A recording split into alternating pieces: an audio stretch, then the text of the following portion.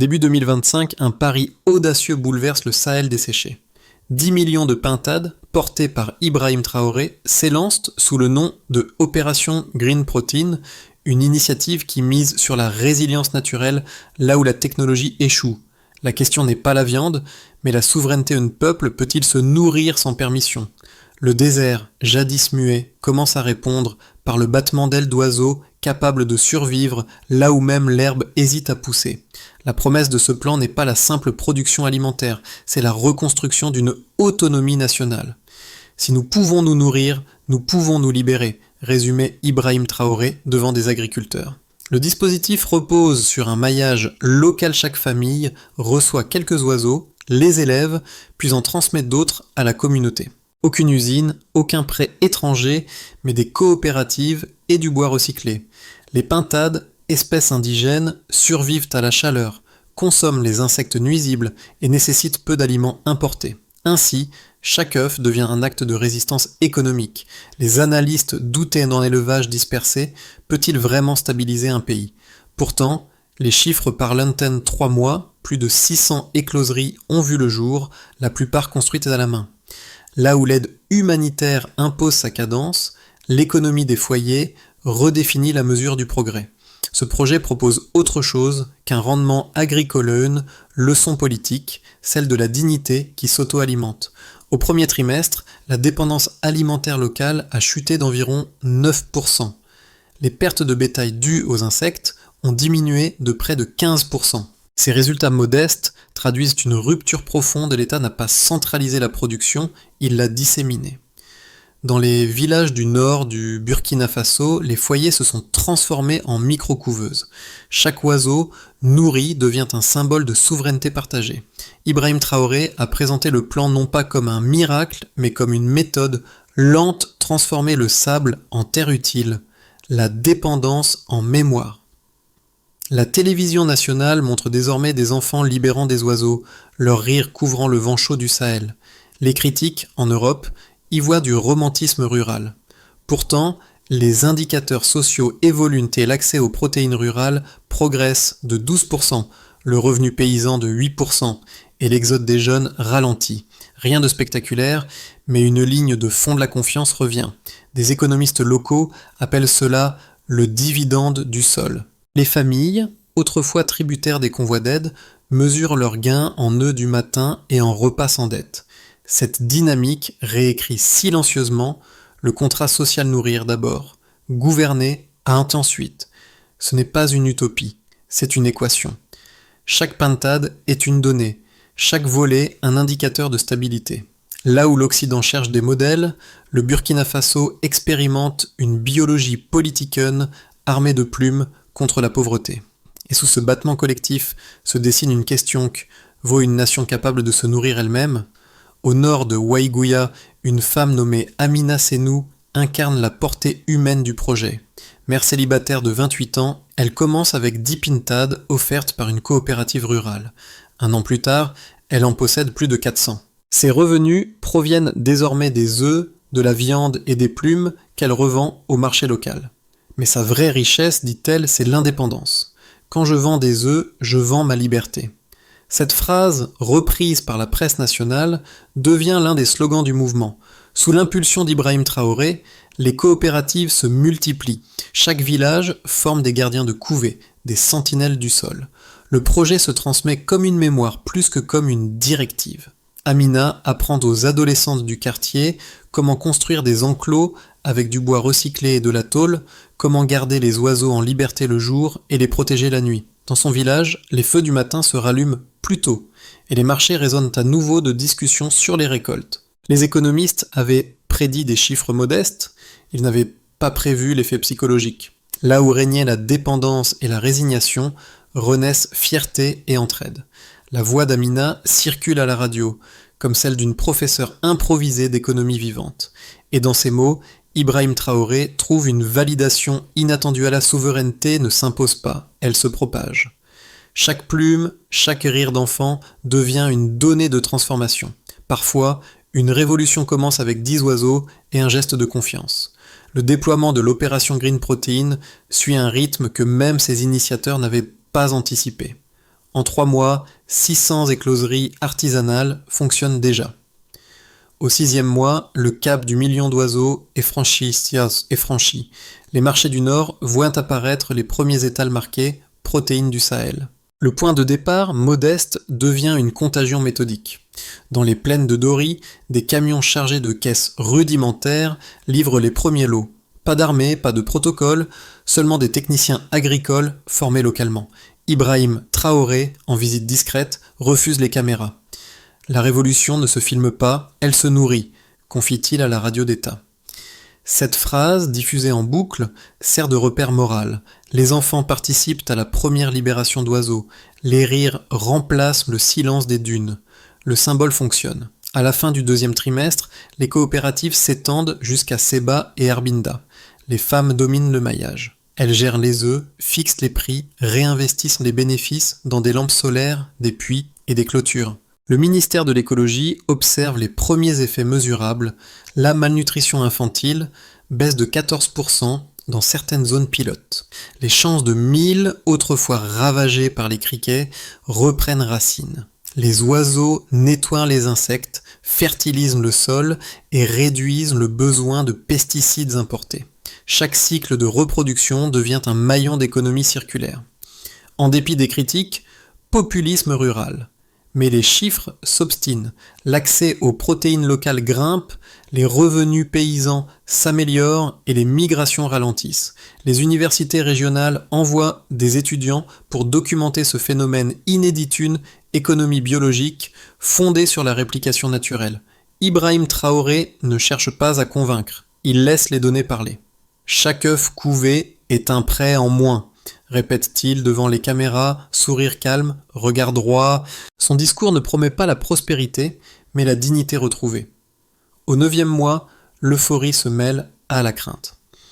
Trop de succès attire l'attention ONG, bailleurs, consultants affluent en Samétain. Les autorités locales craignent une récupération du projet. Traoré réaffirme la ligne « aucune aide sans autonomie ».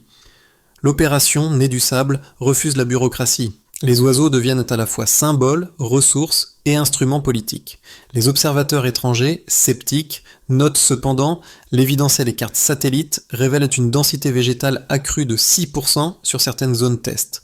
Ainsi se referme la première année, le désert change de texture, le peuple change de ton. De crise alimentaire, le vocabulaire officiel glisse vers renaissance vivrière. Et au milieu des dunes, entre les ailes et la poussière, un pays apprend à se raconter sans pitié ni miracle, mais avec méthode. Les premiers rapports consolidés arrivent au ministère de l'Agriculture à la fin de l'année. Ils confirment ce que les villages savaient, déjà le désert commence à produire. 3 chiffres résumant la bascule. 9% de dépendance alimentaire extérieure. Avant le programme, le Burkina Faso importait plus de 70% de ses viandes et farines animales.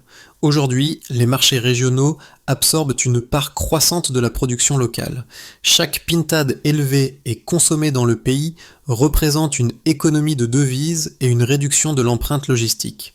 Les économistes parlent d'un gain macroéconomique modeste mais structurel. Dans les régions du Nord, l'autosuffisance protéique atteint déjà 58%. Ibrahim Traoré présente ses résultats comme la preuve de concept d'un modèle africain d'autonomie alimentaire. Plus en 12% d'accès aux protéines en zone rurale. Ce chiffre vient des relevés de nutrition communautaire. Chaque foyer dispose désormais d'au moins 2 sources régulières de protéines par semaine. L'impact se lit dans les corps. Avant les bilans, le médecin signale une baisse des carences et un meilleur poids de naissance. Les écoles rurales, partenaires du programme, intègrent désormais des repas à base d'œufs et de viande séchée. L'effet démographique est subtil, mais réelle migration saisonnière des jeunes hommes vers les villes diminue. Là où l'économie d'assistance dominait, une économie de reproduction s'installe. Plus 8% de revenus paysans moyens. L'analyse comptable relève un détail frappant: l'accroissement de revenus ne vient pas des ventes massives, mais de la stabilité des microcycles. En d'autres termes, les familles gagnent moins mais plus souvent. Cette régularité du flux monétaire transforme la planification domestique. Les achats d'urgence, pétrole, farine, soins, chutent, remplacés par des investissements simples outils, panneaux solaires, éducation. Les économistes appellent cela le dividende de la prévisibilité. Ibrahim Traoré, interrogé à la télévision, le reformule autrement. Quand la fin n'est plus une surprise, la liberté devient une habitude. Au-delà des chiffres, un quatrième signal se dessine là, perception internationale. Les agences de développement reconnaissent à demi-mot un prototype bas coût de résilience climatique.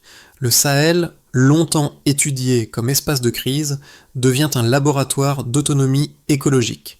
Les satellites détectent une augmentation moyenne de l'humidité des sols de 6% et une baisse de température superficielle de 0,7 degrés sur les zones d'élevage libre. Chaque battement d'aile agit comme un semi-naturel crotte enrichissant la terre. Les déplacements disséminent des graines endogènes. Mais les chiffres n'expliquent pas tout. Le phénomène le plus significatif est peut-être immatériel à confiance. Là où les aides étaient reçues avec résignation, les données sont désormais célébrées. Dans les bulletins officiels, le ministère ajoute une mention inhabituelle « valeur vérifiée localement par les coopératives citoyennes ». Une petite phrase, mais une révolution de méthode. Les sceptiques ne manquent pas. Pour certains analystes occidentaux, l'opération Green Protein n'est qu'un geste symbolique, une parenthèse romantique dans l'histoire d'un État fragile.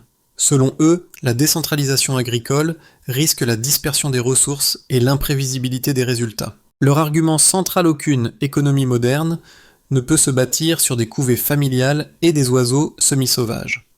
La stabilité, disent-ils, exige des machines, pas des plumes. Les défenseurs du programme, eux, répliquent chiffres en main. Ils rappellent que les modèles industriels africains subventionnés depuis 30 ans ont échoué à bâtir une souveraineté alimentaire durable. Les usines ferment dès que les subventions cessent, les circuits d'importation reprennent aussitôt. A l'inverse, le plan de Ibrahim Traoré s'appuie sur une logique d'autoréplication. Chaque foyer devient unité de production, chaque cycle de reproduction une réserve d'avenir. Là où l'économie centralisée concentre le risque, la dissémination le répartit. La critique suivante évoque la non-mesurabilité du phénomène comment évaluer une révolution si ces instruments sont vivants. Le ministère burkinabé de l'Agriculture répond par une formule lapidaire. Chaque plume est une donnée. Les coopératives recensent les œufs, les taux d'éclosion, les revenus dérivés. Ces relevés sont transmis aux universités locales, qui assurent la traçabilité scientifique. Autrement dit, la donnée vient du terrain, pas du bureau. Dernier reproche, risque écologique. Les commentateurs étrangers redoutent une surpopulation d'oiseaux, un déséquilibre des insectes ou des sols. Mais les biologistes burkinabés documentent l'effet inverse plus de biodiversité, moins d'érosion, davantage de pollinisation. Le Sahel, disent-ils, ne s'effondre pas, il se rééquilibre. Dans ce dialogue tendu entre technocratie et mémoire, Ibrahim Traoré garde la même posture. Ce que vous appelez désordre, nous l'appelons adaptation. Sa phrase, reprise dans plusieurs éditoriaux africains, résume la controversée. L'Occident défend la norme, le Sahel expérimente la nuance. Et c'est peut-être là, dans cette tension fertile, que naît la véritable innovation, celle qu'aucun modèle économique n'avait prévue. Le désert bouge, le vent tourne, et nous aussi. Cette phrase d'Ibrahim Traoré, prononcée lors d'une allocution télévisée, marque le point médian du récit. À ce moment précis, les données laissent place à l'étrange. Des vidéos virales montrent des milliers de pintades s'élevant dans des spirales parfaites au-dessus du Sahel. Les titres étrangers parlent d'échec écologique, projet hors de contrôle. Mais sur place, les habitants parlent d'autre chose, la migration de la liberté. Les scientifiques observent les trajectoires par satellite et les oiseaux suivent une ligne invisible vers le nord, et derrière eux, la végétation repousse. Les sceptiques crient à la coïncidence, les villageois y voient un signe, l'un d'eux déclare à la radio « Peut-être qu'ils vont là où la vie est la plus nécessaire ». Les images fascinent, divisent, inquiètent, entières, il n'y a pas de crise, les oiseaux ne s'enfuient pas, ils enseignent. Ce changement de perspective transforme radicalement l'approche du projet, transforme la lecture du projet. D'une expérience agricole, il devient une parabole politique. Et le Sahel, silencieux mais attentif, retient son souffle, la seconde moitié de l'histoire commence. Les semaines qui suivent la migration de la liberté divisent le monde, mais unissent le Burkina Faso. Alors que les agences étrangères réclament des enquêtes, les villages continuent de bâtir des enclos. La disparition apparente des oiseaux devient une présence nouvelle, celle de la confiance. Sous la poussière et le vent, quelque chose change, lentement mais visiblement. Premier groupe, les agriculteurs. Dans les zones rurales, les sols autrefois durs se ramollissent, de fines pousses vertes réapparaissent. Les relevés d'humidité montrent une hausse moyenne de 6%. Les paysans parlent d'un sol qui respire. Là où l'on se met en vain, la terre retient à nouveau l'eau. Ibrahim Traoré résume : nous ne cultivons pas les oiseaux, nous cultivons la mémoire du sol. Deuxième groupe, les familles. Les foyers qui participaient à l'opération racontent un changement invisible, la sécurité alimentaire. Les repas ne dépendent plus des convois d'aide, mais des cycles naturels. Les enfants mangent des protéines locales chaque semaine. Les femmes, piliers du système, dirigent désormais les micro-coopératives. Dans certaines provinces, leur revenu a doublé. Elles réinvestissent dans l'école, la santé, la lumière. Troisième groupe, les jeunes. Autrefois attirés par les villes ou les traversées vers l'Europe, beaucoup reviennent. La promesse d'un emploi industriel s'efface devant l'autonomie rurale. Dans les radios locales, on parle de économie du retour. Les coopératives lancent des programmes de mentoratoun, jeunes, 10 oiseaux, un cycle de vie. La migration des corps ralentit, celle des idées s'accélère. La région. Au Mali, au Niger et au Tchad, des délégations viennent observer. Les ministères de l'Agriculture y voient un modèle low-cost de résilience. Le Burkina Faso devient laboratoire d'espoir. Les frontières administratives cèdent devant la logique naturelle. Les oiseaux, sans visa, traversent les dunes et sèment au-delà. Des bandes vertes apparaissent sur les images satellites, fines mais réelles. Le Sahel se recolore, mais les données les contredisent. Aucune surpopulation d'oiseaux n'est détectée, aucun déséquilibre écologique. Les écosystèmes se recomposent autour de nouveaux cycles d'humidité et d'insectes. Les biologistes y voient une symbiose spontanée, issue d'une dynamique que la planification n'aurait jamais pu créer. Cette phase est la plus risquée. C'est quand la foi devient visible que les doutes reviennent. Ils gardent pourtant la même ligne pas de triomphalisme, pas de reniement. Le projet, dit-il, ne vise pas à conquérir la nature, mais à renouer avec elle. Et pendant que le monde débat de chiffres, les habitants du Sahel comptent autrement un rire, en récolte et en promesses tenues. Au tournant de l'année suivante, 3 trajectoires s'esquissent. Rien n'est certain, mais chaque scénario révèle une part du possible et de la peur. Scénario de baser l'équilibre adaptatif. Les populations d'oiseaux se stabilisent autour des zones de migration, formant un cycle naturel de reproduction et de régénération. Les récoltes augmentent de 10 à 12%, les marchés locaux se diversifient et le taux de dépendance alimentaire reste sous les 60%. L'État consolide les coopératives existantes sans les nationaliser. Ibrahim Traoré adopte une posture d'observateur attentif. Nous n'avons pas besoin de contrôler la vie, seulement de la comprendre. Le pays entre dans une phase de sobriété confiante, ni euphorie, ni effondrement. Scénario optimiste là, symbiose régionale. Le modèle burkinabé inspire les voisins du Sahel. Le Mali, le Niger et le Tchad adoptent des programmes pilotes. Un corridor écologique se forme, reliant les zones arides du centre au golfe de Guinée. Les bandes vertes détectées par satellite deviennent des couloirs de biodiversité. Des universités africaines créent des cursus sur l'économie vivante fondée sur la régénération. Le Burkina Faso, autrefois perçu comme périphérie, devient centre expérimental. Dans ce scénario, Ibrahim Traoré devient le catalyseur discret d'un changement continental, moins d'aide, plus de continuité. Le Sahel cesse d'être un problème, il devient un laboratoire de solutions. Scénario pessimiste là, capture du symbole. L'intérêt international croît, les financements affluent et avec eux, la bureaucratie. Les ONG imposent des indicateurs, les bailleurs réclament des tableaux, les gouvernements étrangers cherchent des contrats. Le projet perd son esprit communautaire et devient vitrine. Les habitants, lassés, se détournent. Le désert reverdit un temps, puis s'éteint sous la paperasse. Traoré l'a souvent dit. Le danger n'est pas l'échec, c'est la récupération. Si le mouvement devient institution, il cessera d'être vivant. Mais entre ces extrêmes, une certitude demeure et l'expérience, a prouvé qu'une transformation pouvait naître sans argent ni miracle. Le reste dépendra de la capacité du pays à préserver l'équilibre fragile entre autonomie et influence. Parce que dans le Sahel, même l'espérance doit apprendre à survivre au vent. Dans les ruelles sablonneuses de Dori, la transformation n'a plus rien d'abstrait. Elle se mesure dans les voix, dans les gestes, dans la manière dont les gens se nomment d'eux-mêmes. Les mots pauvres, oubliés ou dépendants s'effacent peu à peu des conversations. À leur place, surgissent bâtisseurs, gardiens du sol, producteurs. Ce changement lexical traduit un basculement intérieur.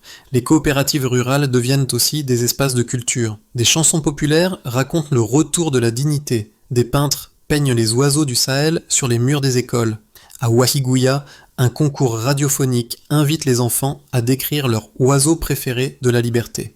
La fierté se répand comme une onde. Ibrahim Traoré, interrogé sur ce phénomène, répond simplement « Quand le peuple se remet à parler au présent, le futur s'écrit tout seul. » Dans les marchés, les familles exposent leurs produits sous des pancartes 100% protéines du Sahel. Les repas collectifs remplacent les distributions d'aide. Les femmes racontent comment leurs économies servent désormais à acheter des livres plutôt que des rations. La souveraineté cesse d'être un discoursel, devient quotidienne. Pour les observateurs étrangers, c'est un mystère. Pour les habitants, c'est une évidence. Ils ne parlent plus de survie, mais de renaissance ordinaire. La véritable victoire du plan n'est pas dans les chiffres-sels et dans la posture, dans la manière d'habiter la terre. Et sous le soleil rouge du soir, les rires des enfants se mêlent au grondement doux des ailes invisibles. So what? Quand un peuple retrouve le droit d'espérer, même la statistique devient poésie. Le plan entre dans sa phase méthodique. Le ministère de l'Agriculture, sans rompre l'esprit communautaire, formalise une feuille de route en 5 étapes claires, simples, mesurables et locales. Première étape, cartographier la continuité. Les coopératives recensent les foyers actifs, identifient les zones de migration naturelle des oiseaux et notent les corridors de régénération. Chaque donnée est vérifiée par les comités villageois. Deuxième étape formelle, les gardiens du sol. Des jeunes volontaires, souvent anciens migrants, reçoivent une formation en élevage et en collecte de données. Ils deviennent les médiateurs entre science et tradition. Ibrahim Traoré décrit ce rôle comme l'alliance de la mémoire et de la méthode. Troisième étape, créer des fonds d'œufs. Chaque famille conserve une part de la production pour redistribution à de nouveaux foyers. Ce système, inspiré des tontines rurales, transforme la solidarité en outil de croissance. Quatrième étape, relier l'économie. Les marchés régionaux sont interconnectés. Des routes légères, faites de sable stabilisé, facilitent le transport. Les jeunes artisans fabriquent les cages, les abreuvoirs et les outils à partir de matériaux locaux. La production devient un réseau d'artisanat imbriqué. Cinquième étape, mesurée autrement. Le gouvernement crée un indice de souveraineté vivrière fondé non sur le PIB, mais sur 3 critères: autonomie, continuité, dignité. Les universités locales en assurent le suivi annuel.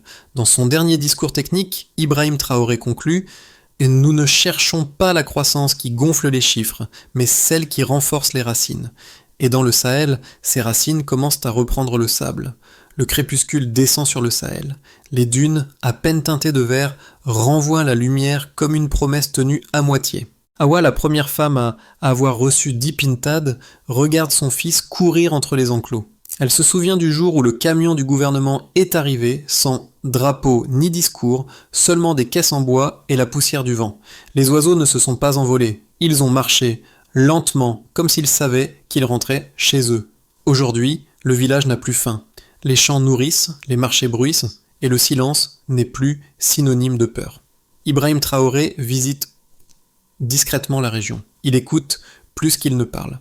Quand une vieille femme lui tend un panier d'œufs, il répond simplement « Ce que nous élevons ici, ce n'est pas seulement la vie, c'est la confiance. » Cette phrase, retransmise à la radio, devient un refrain.